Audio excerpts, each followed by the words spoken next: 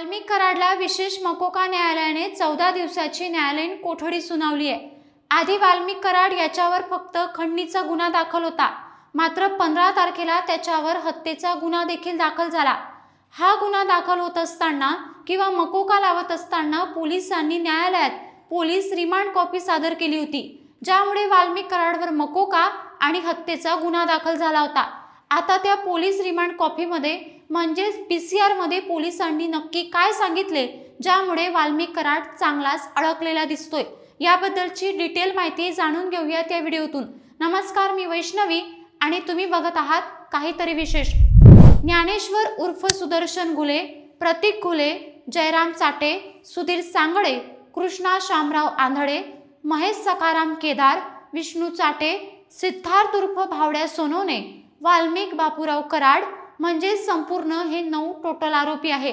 त्यापैकी कृष्णा आंधळे हा फरार आहे आणि 8 लोकांना अटक केली आहे। त्यापैकी पीसीआर मध्ये पोलिसांनी पहिला मुद्दा हा मांडला की वाल्मिक बापूराव कराड वय वर्ष 53 याला 15 जानेवारीला 11:54 अटक दाखवली आहे, म्हणजे ज्यावेळी त्याच्यावर हत्येचा गुन्हा दाखल झाला। त्यानंतर दुसरा मुद्दा त्यांनी असा सांगितला की 29 नोव्हेंबरला आरोपी विष्णू चाटे याच्या फोनवरून अवादा कंपनीचे सुनील शिंदे यांना 11:35 वाल्मिक कराडने फोन केला। यामध्ये त्यांनी सुदर्शन घुले सांगत आहे तसं काम करा, नाहीतर काम बंद करा, जर काम चालू झाले तर याद राखा, अशी धमकी दिली होती। त्यानंतर तिसरा मुद्दा असा सांगितलाय की वाल्मिक कराड याच्या सांगण्यावरून दिनांक 29 नोव्हेंबर रोजी सुदर्शन घुले हा अवादा कंपनीत गेला, तिथे त्याने धमकावण्याचं काम केलं असं डिजिटल पुराव्यांवरून सिद्ध होत आहे। हा डिजिटल पुरावा देखील बीड सेशन कोर्टामध्ये दाखवण्यात आला, म्हणजे काय तर एकंदरीत कॉल रेकॉर्डिंग्स असेल। चौथा सगळ्यात महत्त्वाचा मुद्दा म्हणजे 6 डिसेंबरला परत सुदर्शन घुले आणि त्याचे साथीदार अवादा कंपनीत गेले आणि तिथे त्यांनी धमकी दिली आणि तिथल्या लोकांना मारहाण देखील केली।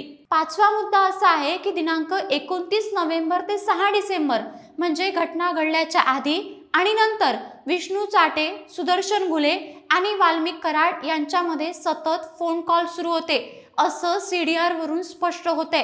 त्यानंतर 6वा मुद्दा पीसीआर मध्ये पोलिसांनी किंवा एसआयटीने असा मांडला की 6 डिसेंबरच्या घटनेनंतर सरपंच संतोष देशमुख यांनी त्यांच्या पत्नीला वाल्मिक कराडकडून धमकीचे फोन येत असल्याची माहिती सांगितली।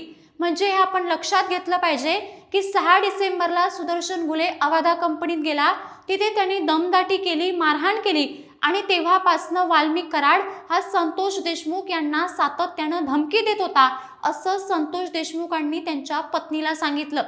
त्यानंतर 7वा मुद्दा असा आहे की 9 डिसेंबरला सुदर्शन घुले आणि त्यांच्या साथीदारांनी सरपंच संतोष देशमुख यांचे अपहरण केले आणि त्यांचा खून केला।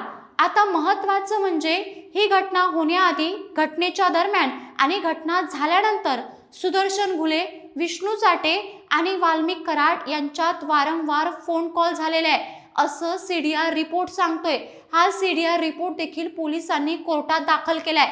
या सगळ्या घटनेवरनं ही सगळी जे पुरावे पीसीआरच्या माध्यमातून न्यायालयासमोर एसआयटीनं किंवा पोलिसांना मांडली, या सगळ्या गोष्टीवरनं हेच लक्षात येतंय की वाल्मिक कराडला 14 दिवसाची न्यायालयीन कोठडी जरी झाली असली तरी वाल्मिक कराडला जामीन भेटू शकत नाही, कारण सरपंच संतोष देशमुख यांच्या हत्येमध्ये वाल्मिक कराड गुन्हेगार आहे, या संबंधीचे सगळे पुरावे एसआयटीनं किंवा पोलिसांनी पीसीआरच्या माध्यमातून न्यायालयामध्ये सादर केल्याचं दिसून येत आहे।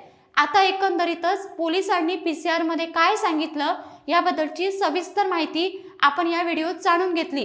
ही माहिती तुम्हाला कशी वाटली ते कमेंट करून नक्की कळवा आणि अशाच पद्धतीचे नवनवीन व्हिडिओ पाहण्यासाठी काहीतरी विशेष या चॅनलला सबस्क्राईब करायला विसरू नका।